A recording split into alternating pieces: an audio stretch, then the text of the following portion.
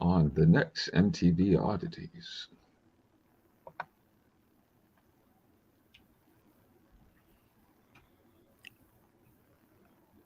And in 5, 4, 3. You are, in fact, watching The Dorkening. You're watching The Dorkening.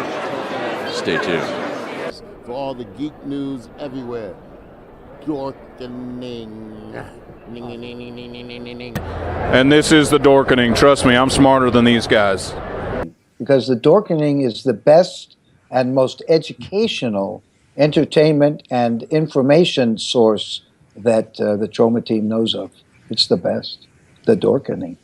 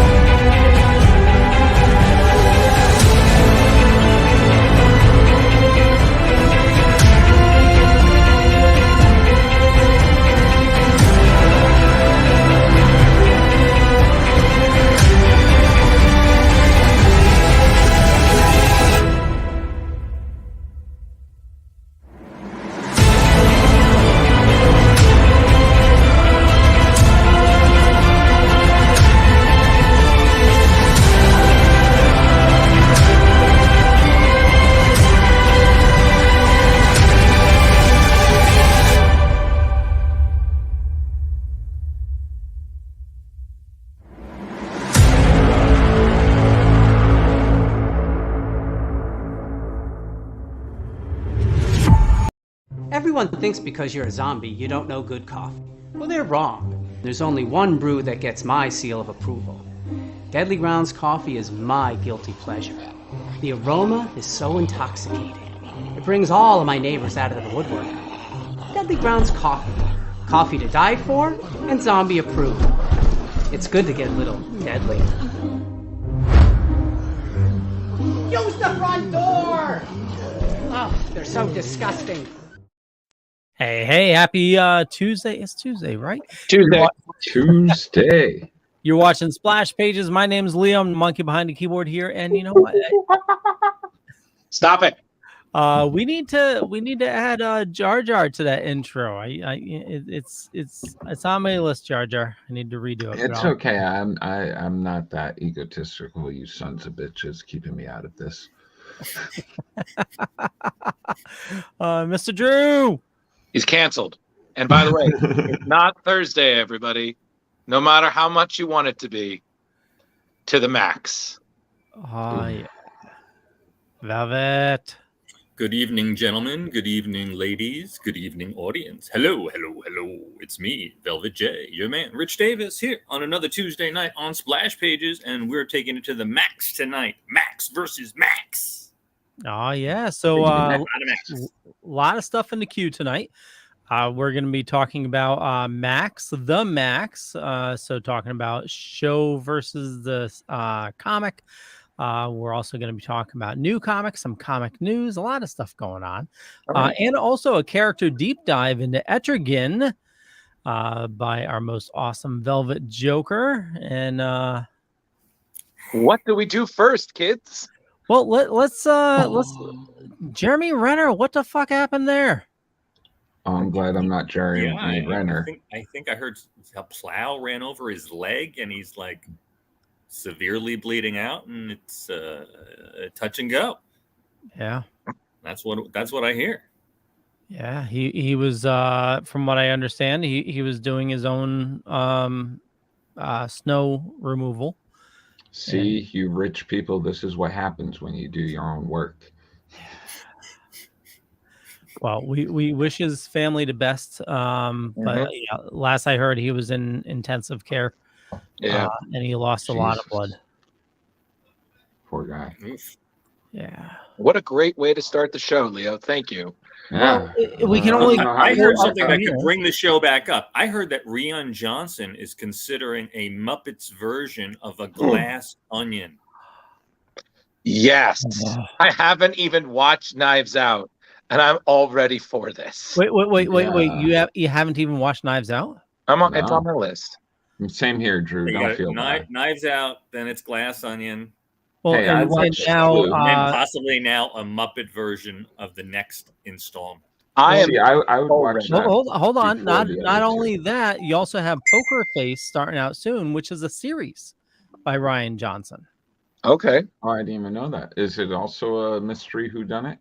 I believe it's a mystery. Nice.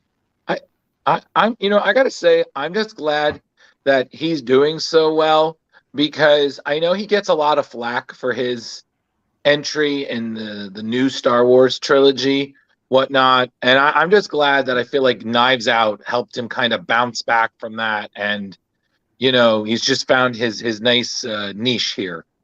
So I'm just, kudos to him, man, So, Poker Face comes out in March. It was announced in March. It's going to be a Case of the Week mystery comedy drama. Nice. Each episode follows how the How to Catch 'Em format popularized by Columbo. Sweet. Yeah. So just briefly, do you guys, you've watched Knives Out and perhaps The Glass Onion, do you guys recommend it? Oh, hell yeah. Yes. With knowing that Glass Onion was coming out on Netflix, we rewatched the original Knives Out. Which Chris Evans is brilliant in, by the way. I've heard. And it's great seeing him as a different kind of character than Captain America. And that was super enjoyable. It's comedic, and yet it's also serious at the same time. And Glass Onion just took it to another level. And Edward Norton, I've always found to be very pretentious, and he plays a super uber pretentious guy in this, like to the oomph. So definitely recommend it, Drew. You should definitely enjoy it. Fantastic. And our one of our followers, Carrie, definitely recommends it. So thank you. That's 3. That's 3 votes for watch it this weekend. So I will. Yeah, watch them both back to back. It's it's quite a ride. Leo, I've told you more than once. You are not supposed to tell me what to do. It's in the contract. I'm my own man. God. Moving on. Next. What else is new?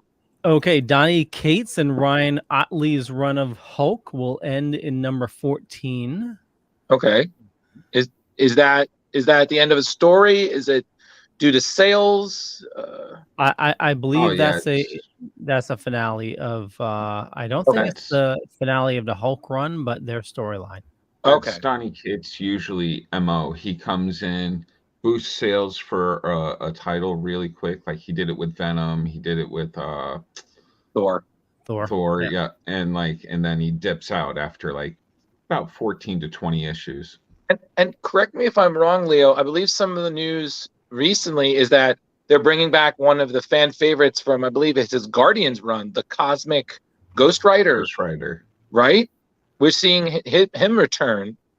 And I got to say, I mean, I'm on the fence about Donny Cates. Some of his stuff I like, some of it I really wasn't too interested. I like his indie stuff.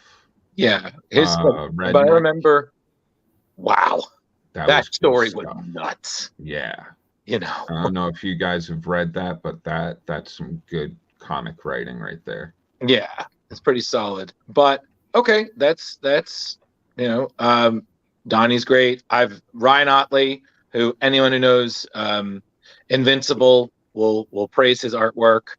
Also his work that he did on Amazing Spider-Man, also great. So let's keep giving him work, people. Yeah.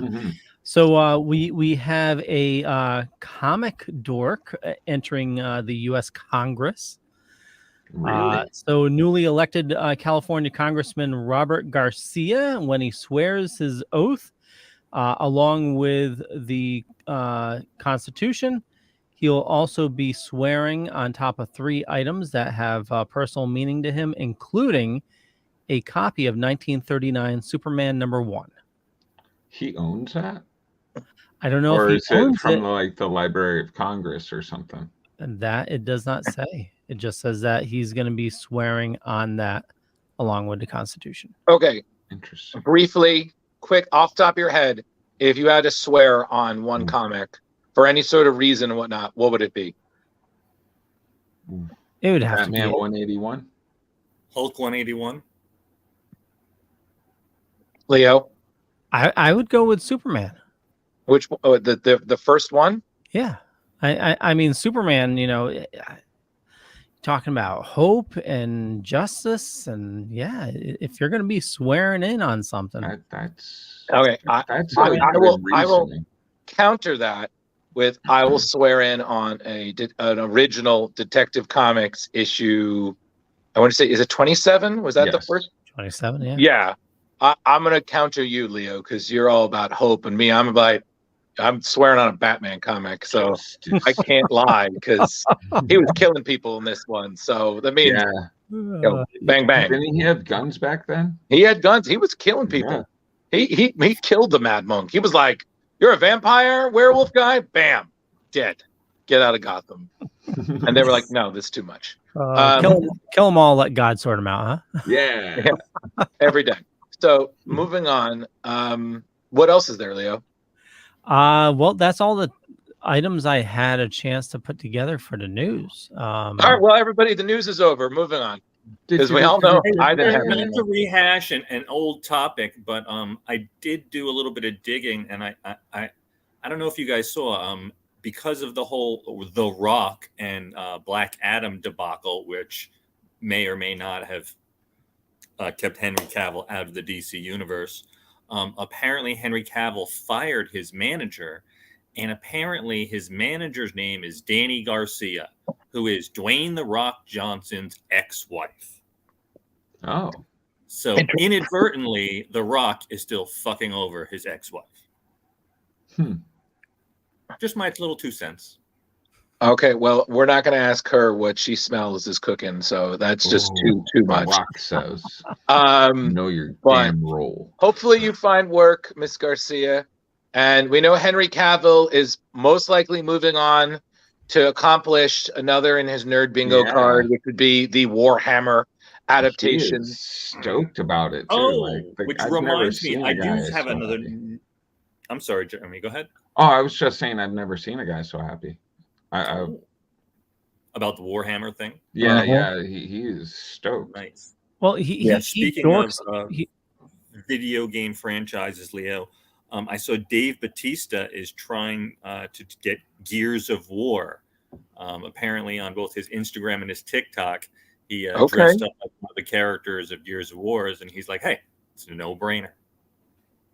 Okay, I'm down with that. I kind of like these celebs like jumping up on social media, kind of cosplaying, being like, "Hey, look at me. This is a great way to audition, actually. Take our kind of fan heads and be like, wrap it around it and be like, oh my God, well, that's a great idea." I feel like that famous artist, Boss Logic, he likes doing things like that. He'll use his art and he'll take celebrities and do that. And usually it's really great casting. So why not? I mean, they've got the ability and the notice to sometimes help pull projects up into consciousness. So why not? You got that power. Use it. Make the nerds happy. We're seeing your movies. Oh, I have one piece of nerd news because I've been busy doing these in memoriam little video thingies. Yeah, Did you guys realize 91 people in the dork community passed away in 2022? You know what? Never tell me the odds for me. 90. I was just like, holy crap. And that was just the 91 I found. Mm-hmm. Wow. I didn't know a lot of those names, honestly, Jerry. Cartoonists. A lot of them were cartoonists and stuff. A lot of them are like old school French cartoonists and stuff. Oh, okay. Okay. And Jeremy, so if any of the followers wanted to check that out, where can they find those videos? So far, I've only put them onto my Facebook page. I haven't figured. I'm not very techie, so I'm trying to work my way to get them on over and split them up and then throw them onto TikTok. But I don't know if they work as well that way. But all right, well, everyone friend Jar Jar Jeremy on Facebook if you want to see his in memoriam comic video. Yeah, no way, nothing better than for 2023 stuff all public to be depressed by what we could be, by what was. Yeah, thanks everybody. For the love of God, Leo, change the subject, please. Okay, let's talk about new comics. Our videos this that I released today are actually doing pretty well, both on YouTube. They are and gorgeous, TikTok. by the way, Leo. Those were beautifully done. I threw them together last night. Oh, look at him! Yeah. Well, no problem at all. Well, that was easy to do. I want to add a little more panache to them, but I figure we'll go into more detail on the weekly show. So some of the key items, Batman 131 comes out today. You've already read it. I've already read it. Yeah. I'm kind of jealous. So you're all caught up. What is going on in Batman these days? Like, what's the general consensus? Yeah. Like, what's going on, Leo? But you just read it. Don't ruin it for the. I'm not gonna ruin it, but I'm gonna assume everybody is read up to 130. Yes. No. Okay. No. But like, does he have money? Is there a Robin? What's going on? Okay, so there's multiple Robins. Tim is back. Nightwing, Damian. We're working on a new name for Tim too. Really? Yeah. Instead of just Robin, they're working on like a permanent name for him. Rockin' Robin. Because Damian has the moniker of Robin now. Okay, so if you're not caught up, Chip Zdarsky is writing Batman now, doing a phenomenal job. But he introduced a character called Failsafe. Okay. So if sorry, I need to block somebody on. Yeah. Ooh, hot photos of I my saw some sister. headlines with that name, Failsafe. I guess that must be a popular character now. Yeah, those sons of bitches sold out, and my LCS didn't put one in my poll. Oh my God. Okay, so what happened was, if you don't know, Alfred has passed. Yes. And Superman asked Batman at one point, if you have, plans to take out the entire Justice League, who's going to take out you if you go bad? And as you know, that was brought up years ago. And apparently Bruce thought up of something in his younger years. He made a robotic version of Batman that was essentially unstoppable. And it was set to release if Batman ever killed anybody. So recently in the storyline, Penguin made it look like Batman killed him, but he didn't. And what happened was Failsafe was set loose. Since it was a false alarm, Alfred was responsible for resetting Failsafe, but since Alfred is dead, Failsafe was released and presumed to go through and totally annihilate Batman, kicking his ass severely, taking down Superman. It was just incredible. It was all hands on deck trying to beat Failsafe. And at the end of issue 130, Failsafe succeeds in taking out Batman. Wow. Yeah. And you find out what happens to him in 130. Thank you. You did good, Leo. Don't say any more. You did fantastic, Leo. Well, thank you. So the official statement for 131: Gotham City has never been darker or deadlier, and after Failsafe, there is no Batman to save it. Can the fractured ghost that roams the streets survive? Whatever happened to the man known as Bruce Wayne? I've had some issues with like the Tom King run and James. Yeah. You're not a big fan of the James Tynion run. Yeah. So this year it seems like we're headed into a new era of Batman. Absolutely love it. I highly recommend anybody pick up 131. I really enjoyed how Tom started out, but how he finished was not grand. It is, listen, every Batman writer, artist, whatever you want to, they have their pros and cons. Even my beloved Snyder Capullo, not every issue was amazing. Some were great, some were not. And it is what it is. Eventually, they're human, and every writer has his pros and cons. The art was always beautiful on that run, though. Yes, but Leo, what else is there? Yeah, continuing on, we'll try to go through these quickly now. Dark Knights of Steel #9 is out this week. The best-selling series continues. The opening battle for the Three Kingdoms takes a deadly and dramatic turn as the heroes return, enemies are revealed, and dark secrets spill out like blood on the battlefield. So Dark Knights of Steel is a medieval JLA storyline. It's pretty good. Okay. Gotham Year 1 #4. The new crime noir classic rolls on. Slam Bradley's search for the Wayne heiress takes a tragic, deadly turn, and a simmering pot that is Gotham City is about to boil over. As the world falls apart around him, Slam must decide between justice and a revenge, a choice that will echo down the generations and redefine both Gotham and Batman. And these DC Year 1s have been getting some really good reviews. I need to get caught up on them. Bum, bum, bum. Yeah. Harley Quinn, the animated series continues. Legion of the Bats #4. As Ivy becomes increasingly engrossed in her new job and increasingly tempted by an old flame who has re-entered her life, Harley finds herself assisting Batgirl on an important mission that goes horribly awry.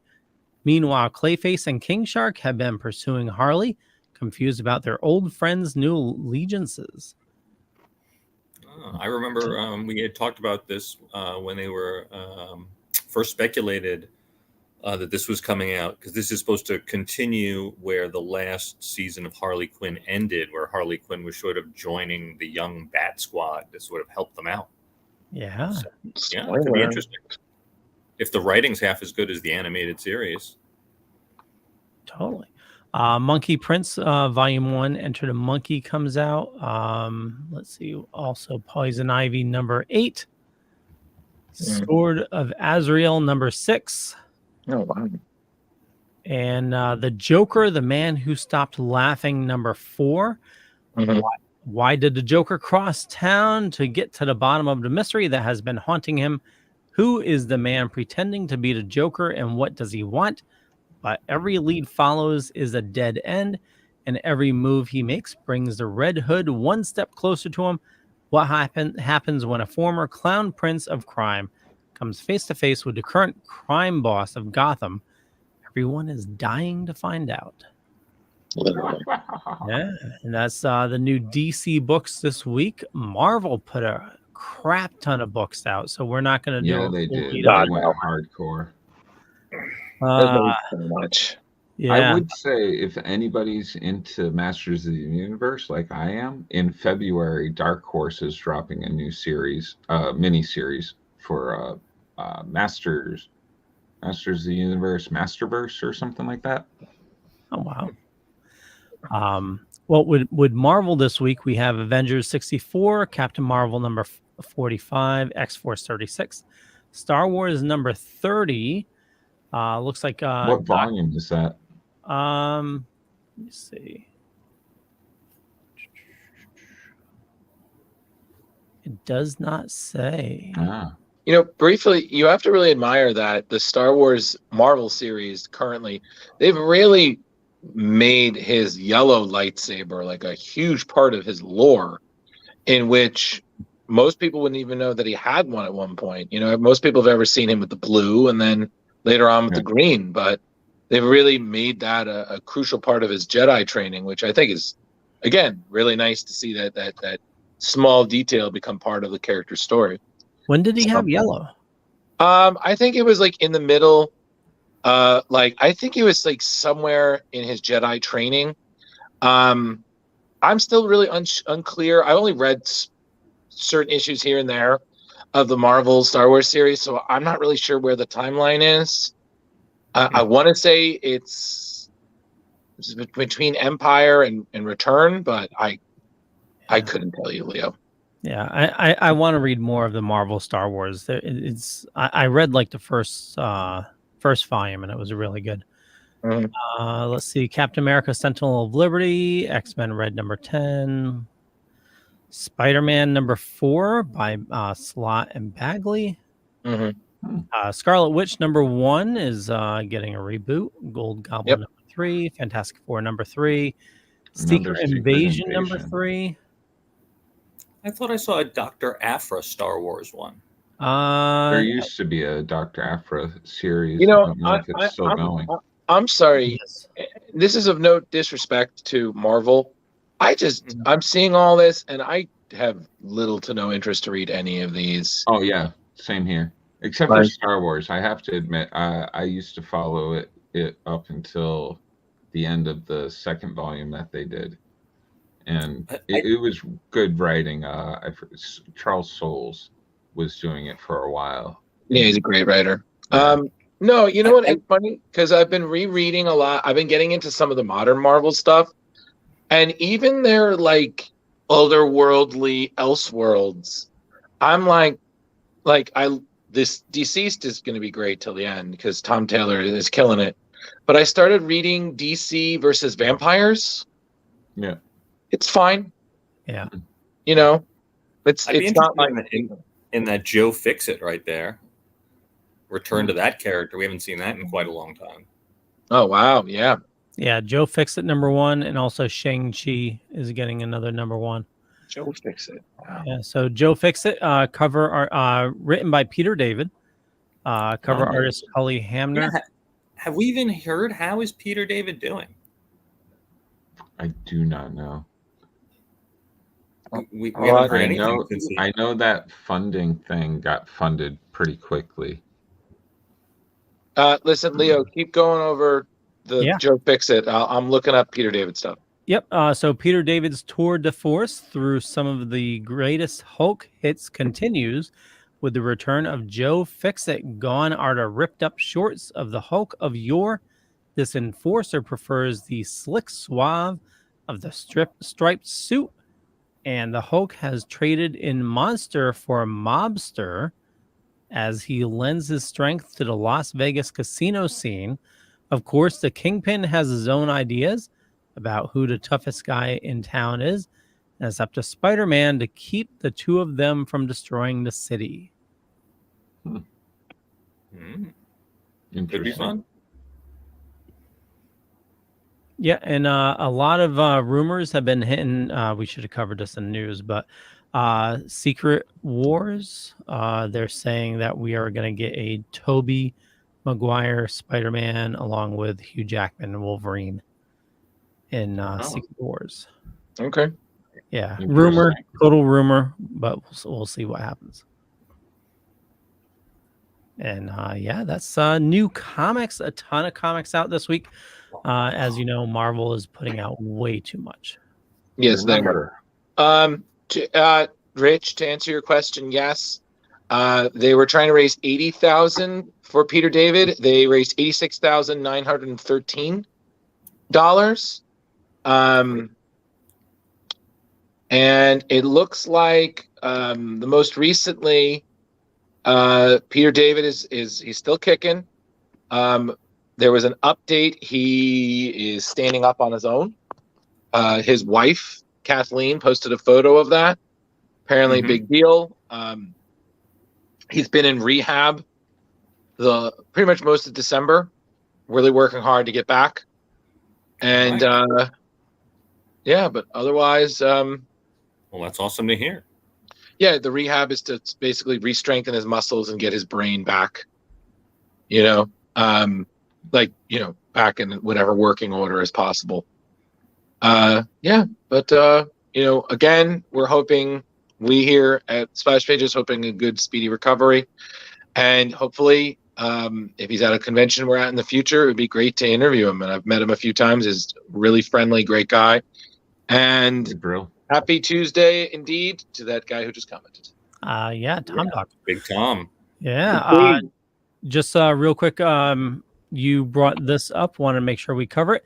Avengers Forever number 14 is getting a Howard the Duck and Planet of the Apes variant cover by David Talaski. Now, are they just doing a Planet of the Apes variant thing throughout Marvel, or is this something? No. Well, this, Jeremy, which Marvel most recently announced that we will be seeing the first Marvel Planet of the Apes series since 1975. This series it's essentially going to start in spring 2023. So there's a bunch of variants out, which apparently it's just, Marvel character apes.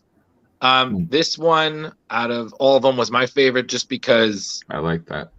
I mean, God, Howard does not look like he's here for it. He's been dealing with the Planet of the Apes forever. Now that is funny and also kind of scary.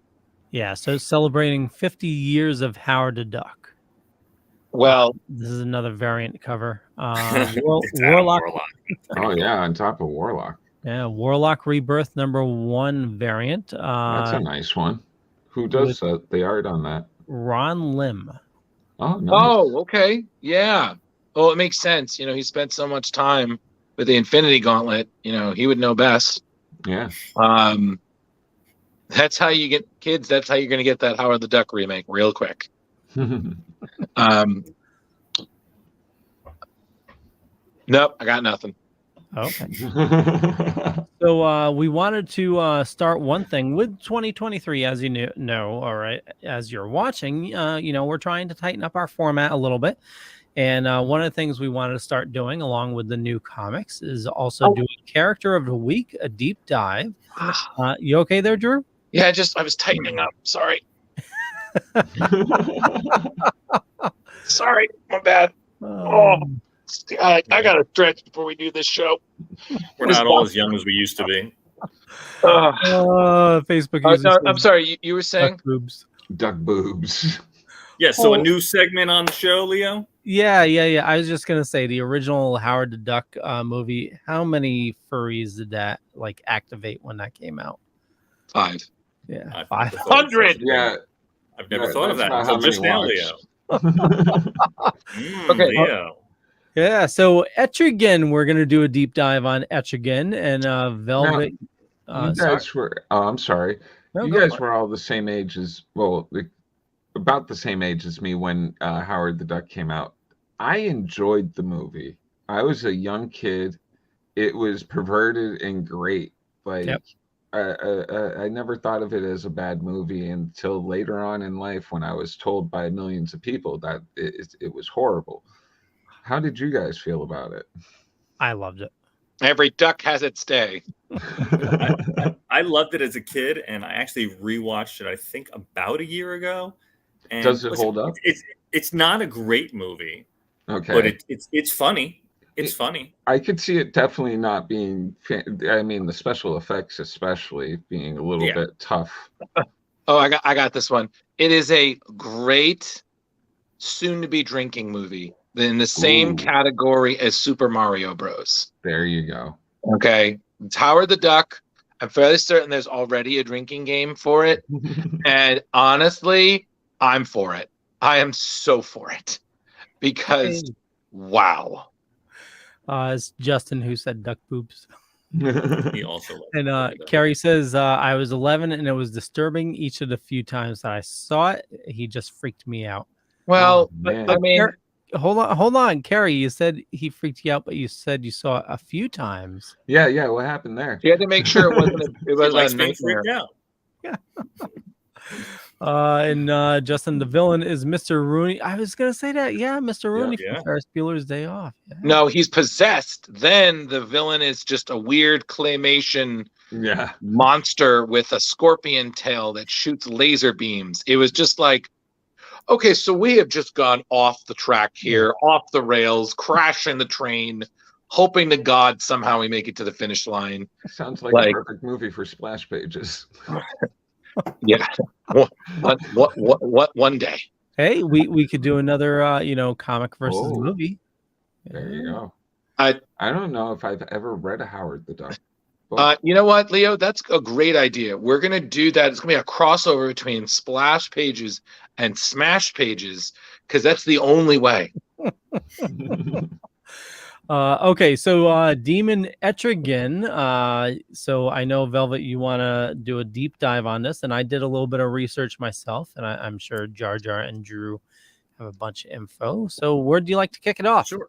Absolutely. So, since this is my first time, this is going to be a little rough, guys, but bear with me, and we'll get through it together. You got this, man. You got this. You got this. You got this. Do it. I can do this. Do it. You can do this. I think I can. I think I can. All right, guys. So, Etrigan the Demon, created by Jack Kirby. It was an answer to Marvel was doing really well with monster comics, and DC was pressuring him. We need monster. We need monster. So his answer was the Demon. Now, he loved the times of Camelot, and he was a big fan of Prince Valiant. So he's like, all right, I'll do something in that time era. Now, also to borrow from Prince Valiant at one time in this strip wore a demon costume. And it looks almost exactly like Etrigan. And I think Leo has pulled that up. Leo? Yeah. Yep. Yeah. So this is the actual comic. I believe this was 1939. Is this a comic strip from a newspaper? Yeah, the Sunday Sunday Valiant. paper, Prince Valiant. So probably impossible to The get. Sunday Funnies. Yeah. Please.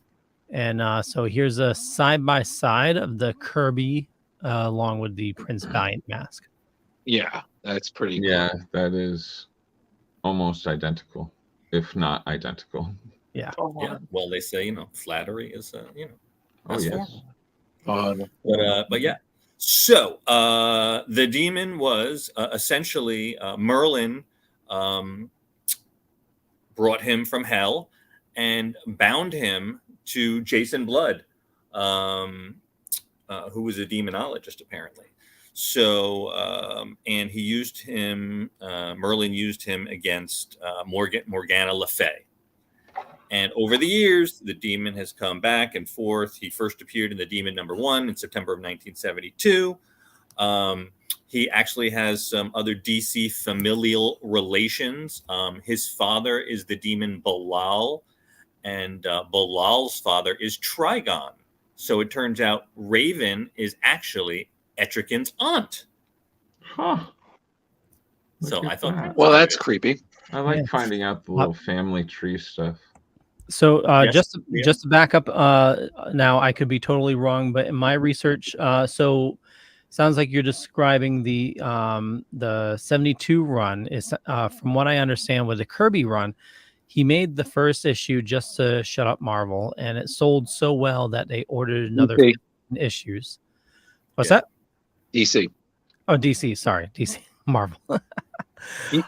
So apparently Jason Blood and Etrigan are the same. Is when Merlin set Etrigan free, he roamed the earth and eventually stood upright and became Jason Blood.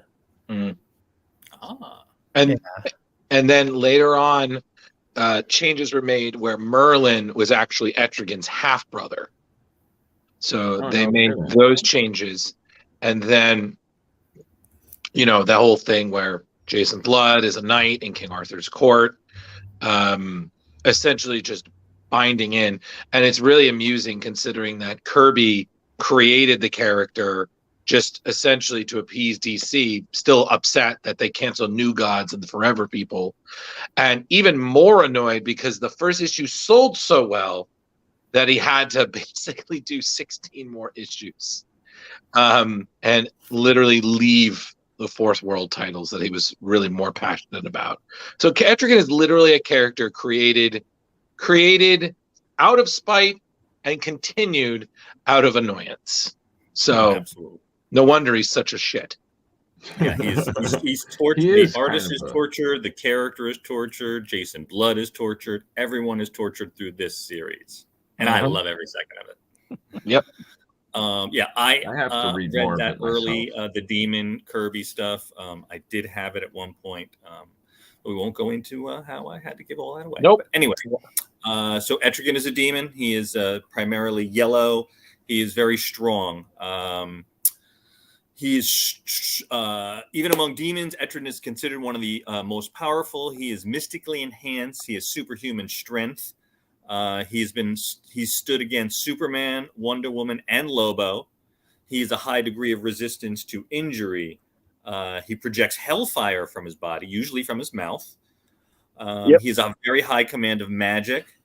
He has mystically enhanced fangs and claws, enhanced senses, super speed, agility, telepathy, energy blast, and precognition. He is a sadomasochistic in nature, which allows him to enjoy pain as if it were pleasure, making him generally fearless in the face of combat. And he's generally a badass. And I think post crisis, they had Jason Blood in Gotham City, so there was a lot of crossover with Etrigan and Batman, which led to a lot of great stories. Etrigan has been a regular in Justice League Dark, and he's a great character. I don't know what stories you guys may have read of him. Like I said, the Kirby run is a great run. It gives all his origin stuff. The newer stuff has enhanced his story, but essentially it is still Jason Blood bound to Etrigan the Demon, originally brought out by Merlin, is still the core central thing of the story, no matter what. Yeah. And that's what I know, guys. So I don't know what you guys have to add, or if there are any stories. I know Drew mentioned something about a Garth Ennis run that he liked. Yeah, a few things. One, Etrigan is primarily described as a rhymer, which is a demon in hell who seeks essentially in rhyme. It's about the hell's hierarchy, and he's pretty well ranked there. Etrigan is typically shown rhyming. There have been instances where he has not been shown as a rhymer, but essentially it's still pretty much rocking the same thing. Notable appearances, we've seen Etrigan in Batman Animated Series Season 4, where the demon was voiced by veteran actor Billy Zane. Gotta love that. Another one would be his fantastic appearance in Batman Brave and the Bold, where he indeed rhymed, and it was wonderful. And we also saw Etrigan not rhyming in both Justice League Unlimited, helping the Justice League face Morgan Le Fay, a common foe of both Jason Blood and Etrigan. And I do believe we saw him in Justice League Apocalypse War, where yet again, not rhyming, still does not care for humanity. And Flame Breath. So Carrie says, as somebody who just learned about this character, I'm curious, does the binding of the demon carry over to the elongated life of the host? I can answer that. There have been some instances where, especially we saw this commonly in Batman the Animated Series, where Etrigan and Jason Blood are tied together. So essentially, being separated, Jason starts to age as he is thousands of years old.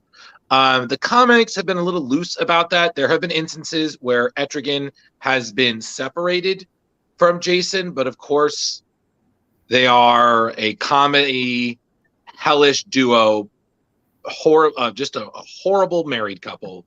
They can't live with them, can't live without them.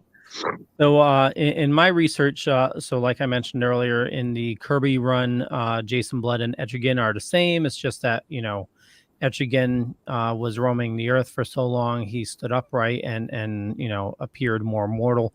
In the later reboots, like 1990, The Demon, and also from that issue 40, Garth Ennis's run, Jason Blood was, when he was bound to Etrigan, was then immortal from that point on.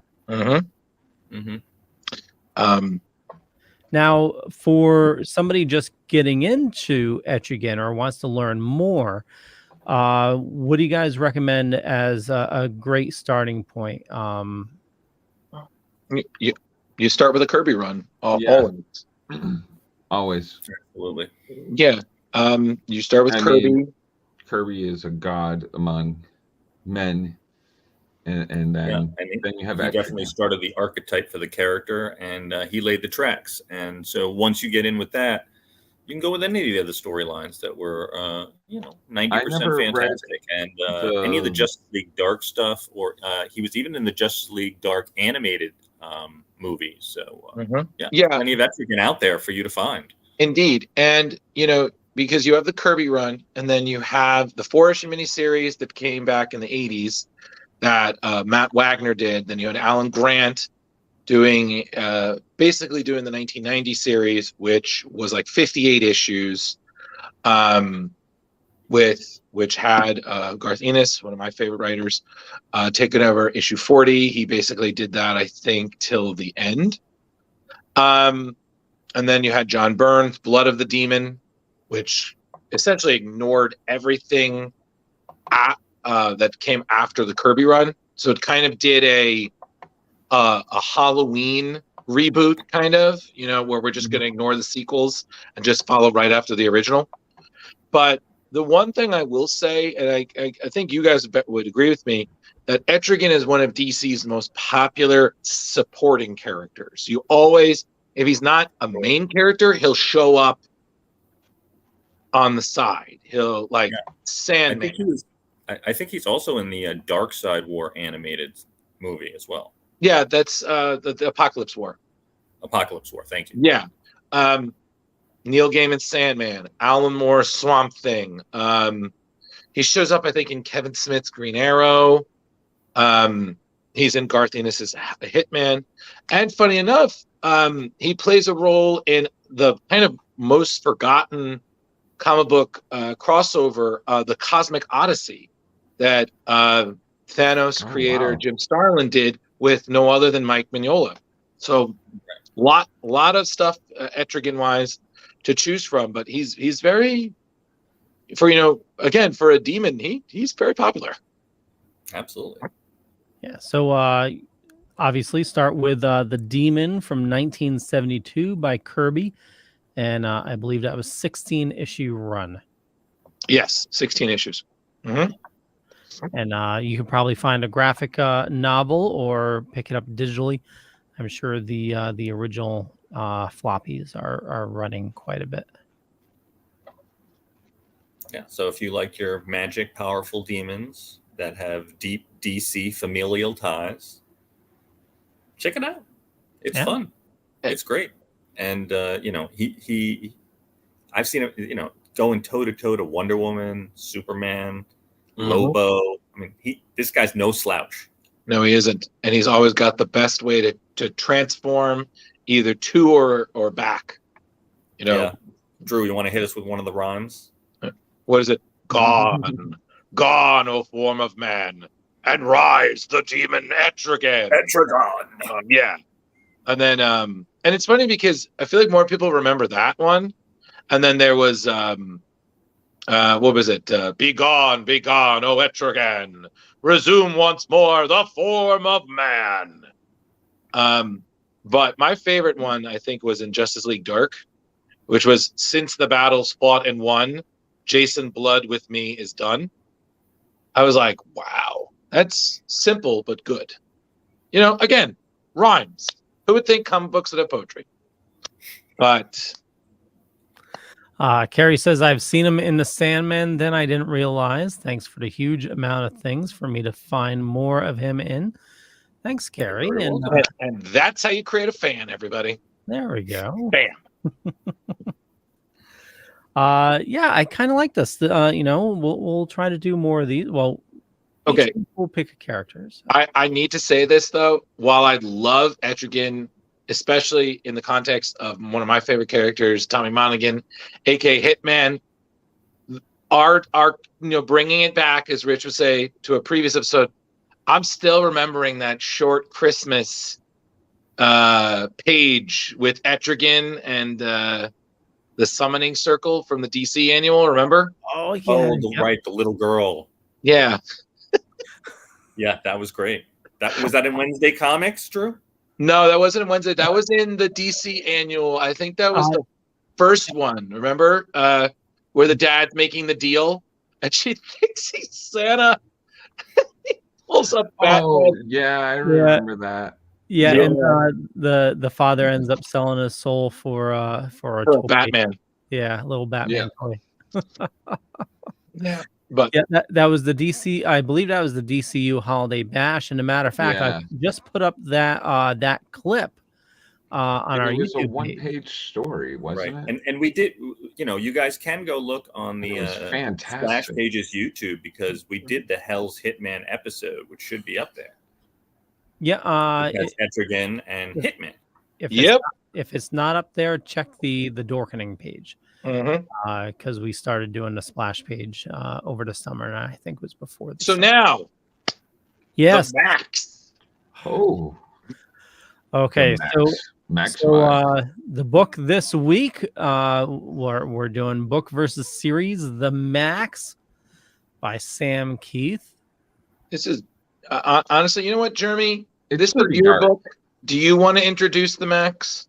Well, it's a dark series created by Sam Keith in 1993, I want to say. 3.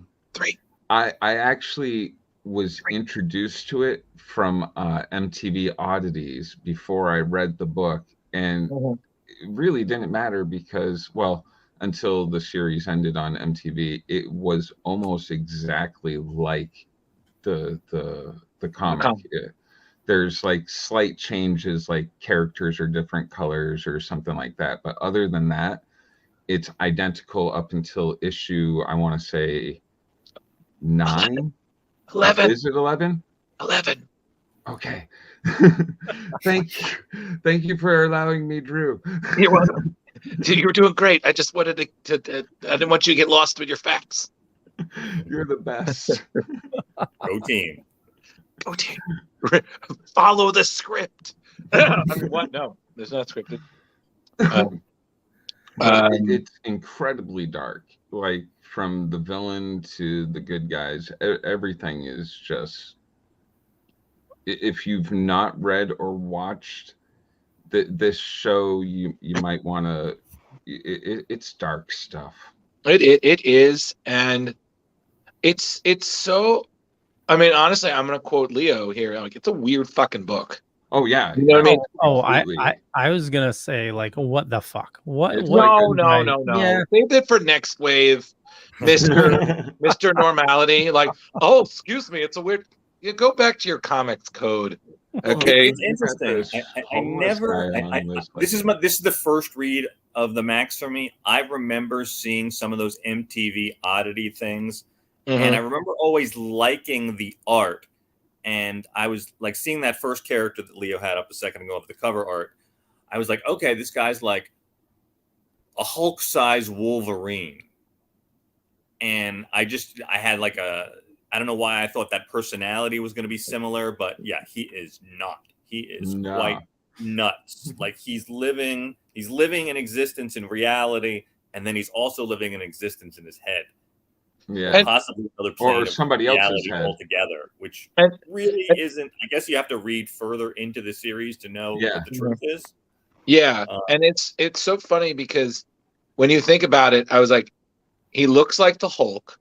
He's got Wolverine claws. He lives like Spawn, and he has like the wiped mind of Wolverine. I think that's why I got sucked in by him so much, by the likeness of Spawn to him. You know, the whole living homeless. Yeah. You know, not really taking off his mask, kind of thing. And I will say, like, I do love the originals, but I've been reading because there was, I think, in 2013. Yeah. Which was celebrating the 20th anniversary of the Max. Sam Keith released all the same issues in volumes, which were retouched up, new stuff added and whatnot. It's cleaner. It's still just as dark. It's beautiful work. I mean, honestly, I know of Sam Keith's work. I know he did Sandman. I know he did Wolverine. I know he did some other Marvel stuff. And the guy he worked with, the other writer, was one of the co-creators of Wolverine. So yeah, it was just a great weird book, but you know what it is? It's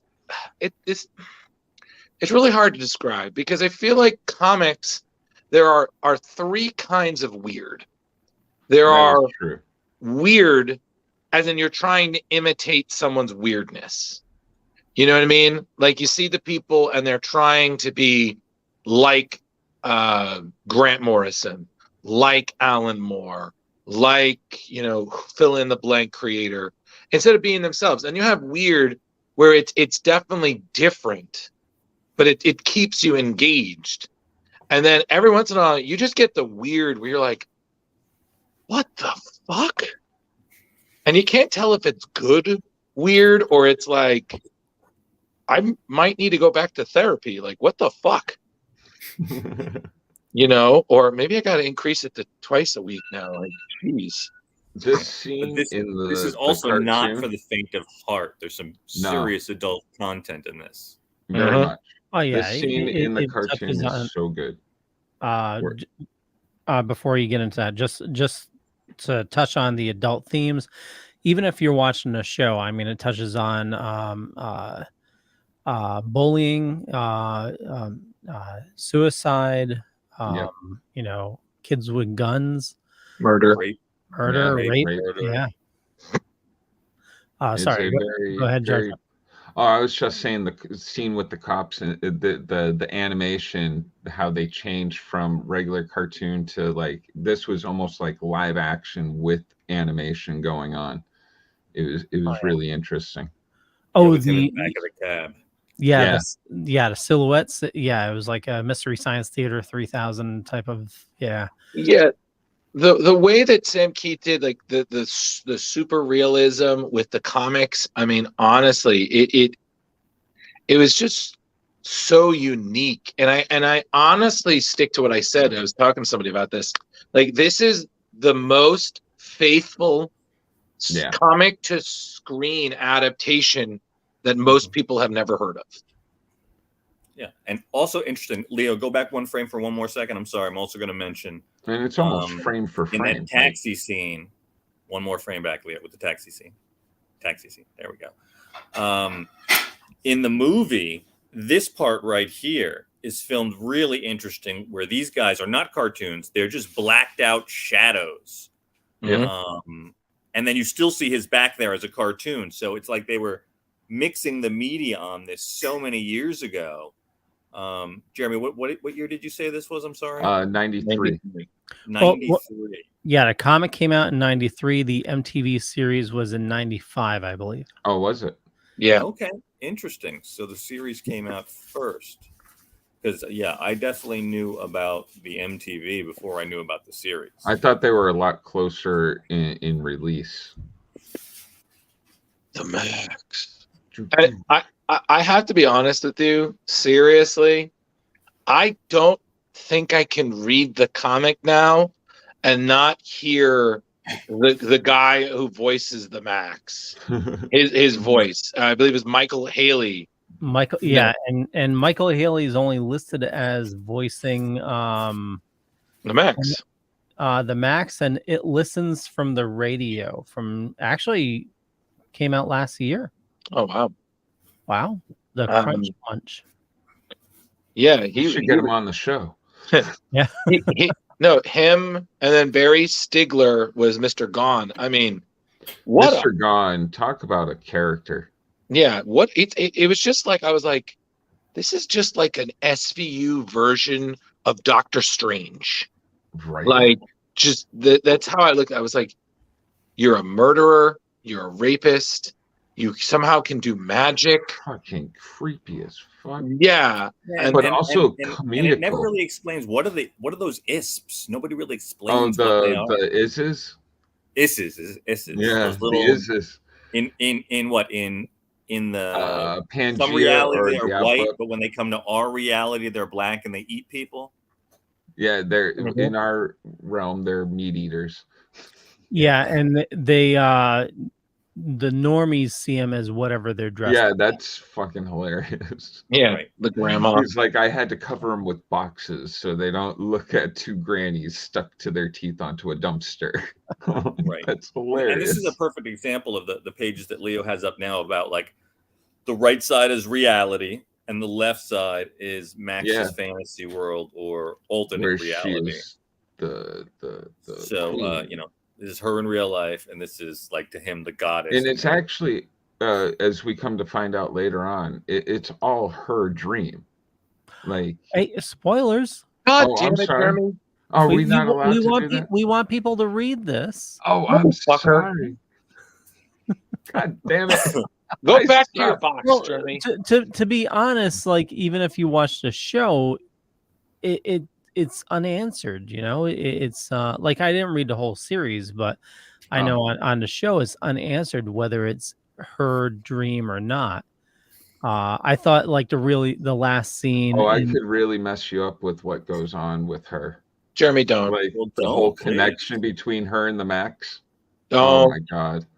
Well, I kind of, okay, so, like, her, and is, like, she related to Sarah, and, like, why are you not gonna ruin it for exactly. people? Oh, You yeah. guys can talk about this later. Just read the book, man. Read the book. It's great. You know, it goes into some messed up stuff. Although I will say, I know, like, again, I'm going to finish reading the whole series, which at my rate I'll get it done by the end of the week. I'm also curious to read the crossover they did in 2018 with Batman. Yeah, I've never read that, actually. Justin Cooper was talking about that in the chat. Yeah. Have you read that before? No, I've never read that, and I'm kind of curious because it's just funny because I'm just imagining, like, Michael Haley's the Max, just, you know, who are you? And then you have, what do you want? Batman. You know, you got the, what is this nut doing? And it's just like, why are you purple? You know, just this nonsensical judgment. Two grown-ass men wearing costumes, beating the crap out of criminals, suddenly in the same room as each other. I'd just be like, wow, this happened. So apparently there was 2 series with Batman and the Max. So you have Batman and the Max, the Lost Year Compendium, issues 1 through 3, which came out in 2020. Okay. And then Batman and the Max Arkham Dreams, issues 1 through 5, which came out in 2021. Nice. Let's see. Besides the other appearance of the Max and Comico Primer, let's see. Darker Image. Anthology. There's one more thing I wanted to add, Leo, as a little tidbit for people who might want to read. I don't know if you guys know this, but out of the 35 issues, one of these issues for the Max was written by Alan Moore. Oh, did not know. Issue 21. Okay. So, because Sam Keith was one of the co-writers, and then Bill Mesner Loebs, he's the other guy in that. Or Bill Loebs or Bill Mesner, yeah. He was, the other collaborator, and I was just like, wow. But, like, it's always so random, that he always pops up, Alan Moore, like around the 90s. Like, I remember when he wrote a couple issues of Spawn or some of the Image stuff. You're like, Alan Moore here? Drew, do you think like his assistant just calls random people and be like, yeah, Alan Moore wants to write a few issues of what you're doing? They're like, okay. I feel like back in the 90s, that would have been like, yes. You know, and then again, from what I remember, Rich, you know, when we spoke to Bart Sears, confirming what I've read about Alan Moore scripts being, I believe Klaus Janson once said it was like a phone book. Yeah, he said it was quite thick. Because Alan not only would include such detail, and he would basically paint you the whole picture.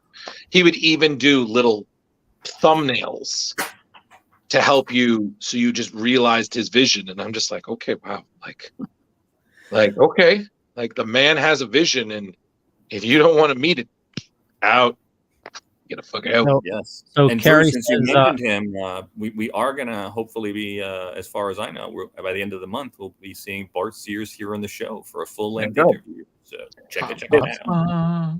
So Carrie says it really hits you mentally more in the way that a great movie can. Only in each episode, you need to break down between the process. I totally agree. And if you're wondering, a severely damaged The M.A.X.X action figure won a battle royale hosted by a 5-year-old in my living room. His final opponent was a hand puppet, Cthulhu, and Cthulhu was thrown completely to the other side as the M.A.X.X roared in his glory. That's how badass. Okay, wait, Harry, to be fair, he did say in the show, they've got squid. Yeah. You know, when they're going to the aquarium. So clearly he was ready for a rematch. So they don't really cover it in the comic. And you were right, Jar Jar. Like you know, the TV show and the comic, like essentially word for word. But the TV show really did some awesome mixed medium. You know, changing the drawing styles, even doing like a Looney Tunes segment, which was hilarious. That was great. That is in the comic though, Leo. Oh, it is. Okay. Yeah, and the Dr. Seuss. Yeah, that's Max's favorite show. Okay. Yeah, and it's funny because Julie's yelling. I was like, you know, you're gonna have dreams, this cartoon in your head, and he just wakes up and it's rhyming. I'm like, oh my god. Like the M.A.X.X meets Dr. Seuss. That was funny because I was watching that episode today and I was just thinking, oh my god, we're watching Etrigan. We're talking about Etrigan later on tonight. There's the M.A.X.X as Etrigan. Oh fuck. Yeah, it's a lot of rhyming. And I have to ask you guys, just because we're talking about it, who was, besides the M.A.X.X, who was your favorite side character? Because I thought the part of Sarah was written very well. Like I was like, wow, this is a teenage girl. I have to say they really did do well doing Sarah in like divorce, or not divorce, kind of loss of a parent mode and everything. That was like that scene right there is some fucked up shit in the cartoon. And on top of it, like I thought that, what was it? One, making fun of Sandman, I thought that was great. Two, I just felt like they got that mindset of a teenager, like that scene with her friend where I guess he humiliated her at a dance. Yeah. You know, F it, I don't care. Yeah, well, it wasn't even that. She was like, if somebody had asked me, I would have done the same thing too. Yeah. And the honesty of it. Yeah. And the peer pressure too, like, okay, whatever's going on. Guys, help me out here. When we keep seeing the carjackers, is that a Dark Knight Returns reference? Because they do look like the mutants, don't they? Thank you. Yeah. I kept thinking that. I was like, yeah, I was like, the fuck are the mutants from Dark Knight Returns doing here? Well, and then they turned some kind of like ode to Frank Miller. Well, yeah. My thought was, I mean, it was the 90s, so it was like, it's. You also had Geordie LaForge that had that, true, that mask. So yeah, it could have been just the 90s in general, just people being, people. Yes. And Drew, to answer your question, for me, the side character for me was Julie, especially when she's sort of in that torture situation where she's breaking Mr. Gone down psychologically. She's like, "Oh, you just have a problem with women," and he's like, "Of course I have a problem with women." Blah blah blah, and then she's like, "Ba-boom, ba-boom, ba-boom." It's like, "Oh, she's tied up and she's a fucking badass." Yeah. And I mean, look, it's the space whale. Yeah, or is a Goodyear blimp. Yeah, I was like, the fuck is there a blimp in the city? Like, yeah. You know, like that always. I want to just point that out to you guys. That always really got me in the old Batman. I was like, what city has giant blimps just parading around?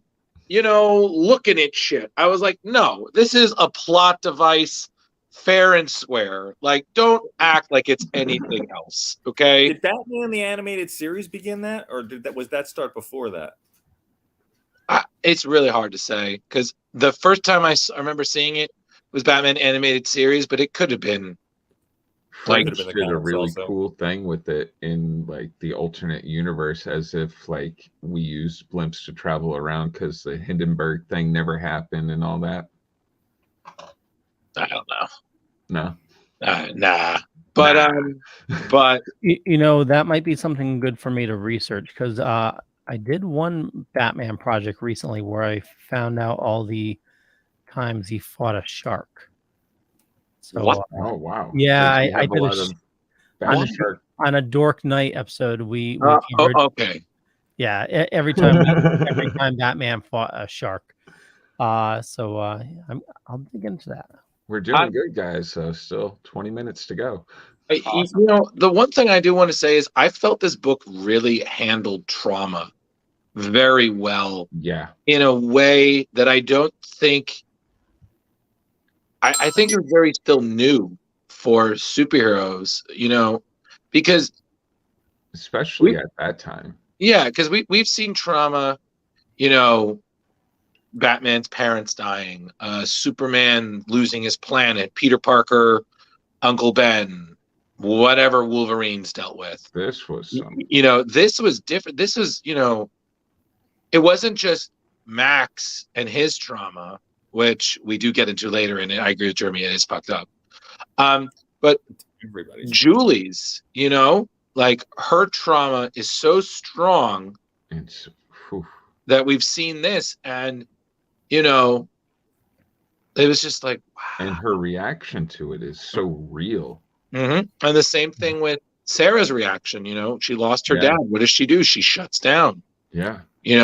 I just have to say the fucking rabbit. Oh my God. that killed me right at the end. I mean, like, what the hell? Leo, you get startled so easily. Well, I mean, I have a thing for animals, is like, but not snakes. Yeah, not snakes. No, snakes. Yeah, no, they're. How about that one scene where he stabs? We don't know it at first, but he just stabs the mannequin through the CPR mannequin through the head. Yeah. That was so funny. You killed my hostage. By the way, that character was hilarious too. The guy, the kid sitting there at the gas station. Yeah, I was just like, it's like, you killed my hostage. And he just keeps repeating it like, I was gonna do that. Like, and then at the end he shoots him and just, now don't do that again, bastard. That was smart thinking, mister. That hit my CPR dummy. You knew that was a dummy, right? Right? A dummy. Yeah. Oh my God. It's just, and speaking of Leo, I loved in the Sarah episode the little change that they made. They had Max just sitting there watching Beavis and Butthead. Yeah, that was funny. That was just like the little details, and that's again my feeling about adaptation. You can make changes just as long as they fit the narrative, and contribute to the story. Versus you just make changes so much. I was like, is this even the same story? Is this one of those loosely based on because the works of. Yeah, I wonder, has Image Comics reused the Max in recent times at all? They No. definitely did as Drew was saying, the Max Maximized, where they redid all the issues, but nothing. I don't believe anything new. They didn't guest star. They didn't guest star him in something Youngblood or something. Let's see, cameos. The Max has made cameo appearances in the graphic novel Pop Bot, which Keith co-wrote. It's an independent comic. Armature, the Sonic the Hedgehog comic. That was a Sonic Image crossover, Leo. Correct. Blood Wolf #2, The Savage Dragon #28, Troll Halloween Special #1, and he also appears in the series Mars Attacks. And and it's also important to note that at one point they were talking about doing a movie based on the Max. This is back in 2019. Oh, no kidding. Yeah, Channing Tatum and Roy Lee were talking about doing that. So I was like, okay. And I mean, I'm not going to pass judgment on anything until I see it these days, but like Channing Tatum is not exactly who I would have guessed to be talking about doing a next series.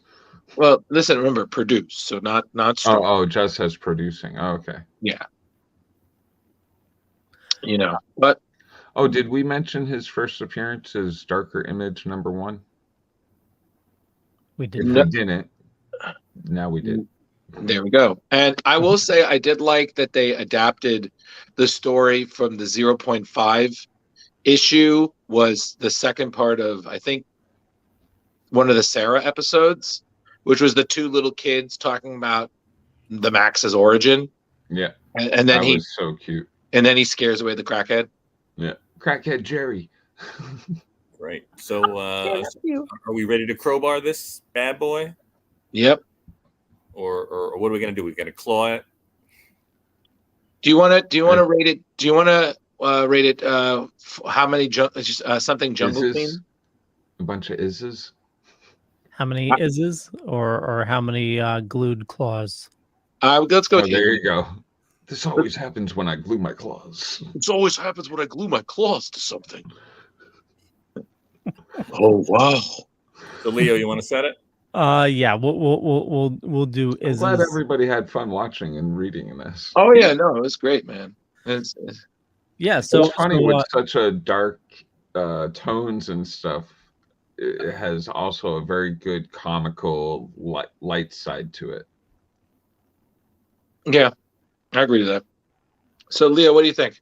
Yeah, so just to recap, the original run I believe was 35 issues. Yes. The TV series was 13 episodes, which what did that cover, Jar Jar? 1 through 11. 1 through 11. Okay. Yep.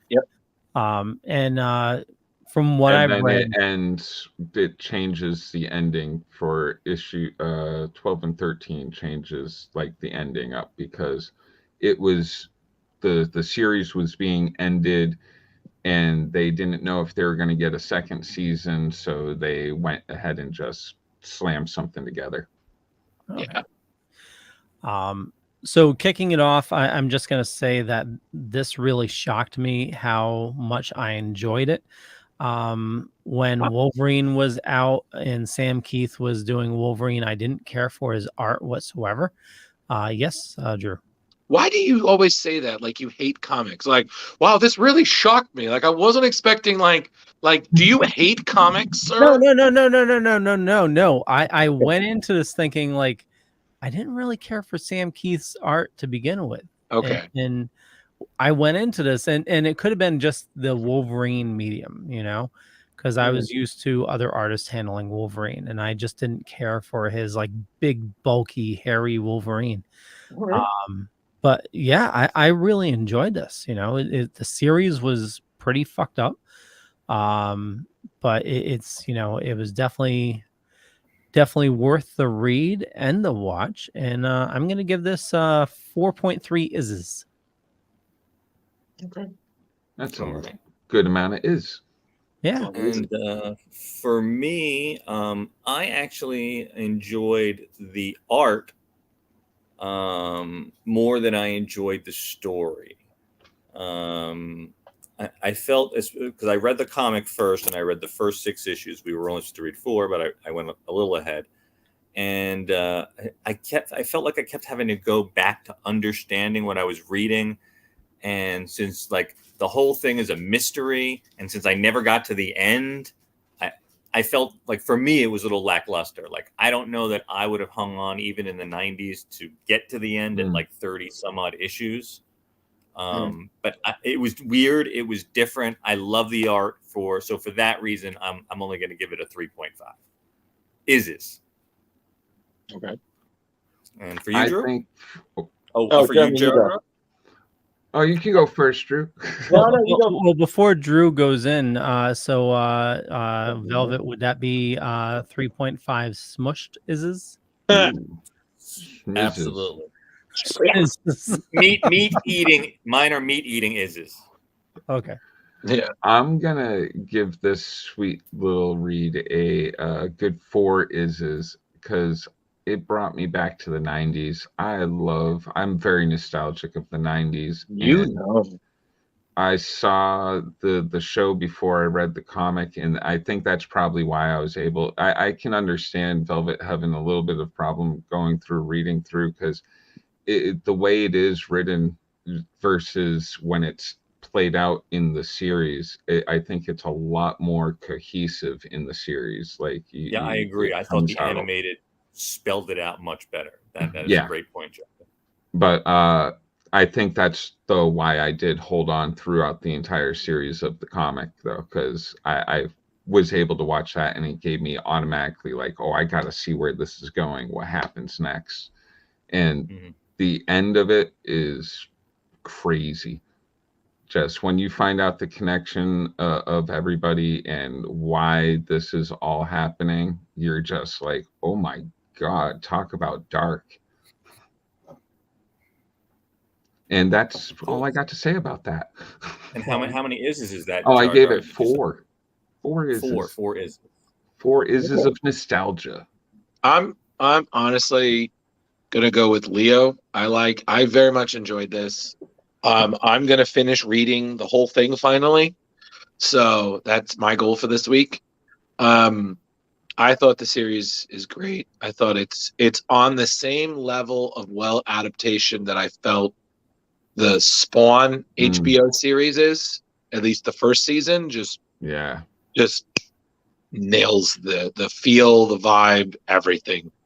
4.3 for me, and that's both the comic and the show. So I definitely will recommend this to any of our 90s nostalgic nerds as a nice little I wouldn't say this is a Saturday morning cartoon. Maybe a Friday night 3 a.m. watch. Yeah. But not for the children. Definitely not for the children. No. But definitely unless great. you enjoy explaining that kind of stuff. Yeah, but definitely great. Very, very well done. Very weird, but with a really good heart behind it. Yeah. So, yeah, that's me. So, yeah. We did it, guys. We did. Holy crap. Well, for those of you watching, finish the let show. us know what you think of the new format, and we're trying to stick to an hour and a half. I want to thank everybody for watching this fine episode. And for me, just Google Leo Pond. You find a bunch of stuff. Could be true, could be not. I'm not going to say which is which, but I run the Dorkening Podcast Network. We have a ton of awesome stuff. A lot of awesome people doing a lot of awesome stuff. Along with Splash Pages, I also do the Dork Night and Comics Paradox with Justin the Cooper and Brandon Powers combined. And 2 awesome dudes. And also there was something else I wanted to add, but I can't remember. Oh, check out our YouTube page. I've been putting up a lot of stuff I'm trying to do for January, and maybe this will go further, but trying to do an episode a day. So we have tons of content that needs to go up on the channel. So something new every day. And with that, we'll kick it over to Jaja. Hey guys, well, I got a huge announcement. Starting this Friday, I'm going to be starting the filming of my new show, The Re-Education of Nancy Ann Ritter. So I hope once we do start dropping episodes, I hope everybody checks it out. I'm going to be hanging with Nancy Ann Ritter and Kevin Crooksey doing that. Hopefully we'll be dropping 2 episodes a month. We're not exactly sure what the dates when they'll first start dropping, but once we have that all, I will announce more. And otherwise, you can find me over on Facebook at Comic Book Lovers Buy Sell Trade, and yeah, all that fancy stuff. Awesome. Okay, Mr. Ghostbuster Man 1984, Drew Mollo. Thank you, everyone. Now that you've heard my Instagram, yes. So I'm here every Tuesday because I have nothing better to do. But no, I'm kidding. I love being here. And if you really want to reach out, I'm on Facebook. I'm on Instagram. I'm not repeating it because and I'm also pretty busy now. Still at Screen Rant.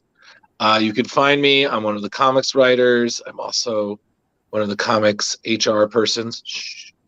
And there's a lot going on this year. So by God, stay tuned. And if you don't, well, you're fucking lost.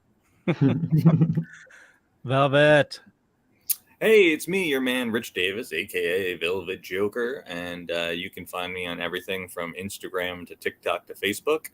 And I love being here on Tuesday night on the award-winning Splash Pages podcast. I think I'm looking a little tired tonight. I haven't gotten much sleep the last 2 nights, so I apologize for that, guys.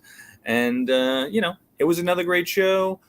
Check out our Splash Pages, YouTube, for past episodes, and we hope you enjoyed the new format. Talk to you guys soon. Awesome. Catch you guys later. Bye, everyone. Peace.